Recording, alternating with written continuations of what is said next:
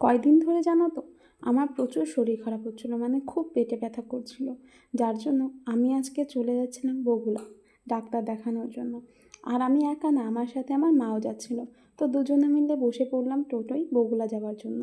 এদিকে টোটো গাড়ি ছেড়েও দিয়েছে। এটা হচ্ছে আমাদের নোনাগঞ্জ। আমাদের নোনাগঞ্জটা দেখতে প্রচুরই সুন্দর, মানে খুবই ভালো লাগে। তারপরে আমরা চলে আসলাম বিশ্বাস ডায়াগনস্টিক সেন্টারে, যেখানে আমার আলট্রাসোনোগ্রাফি করা হবে। ওখানে এসে শুনি যে ডক্টর আসেনি, যার জন্য বাড়ি চলে গেছি। আবার সন্ধ্যে 6টার সময় এসেছি।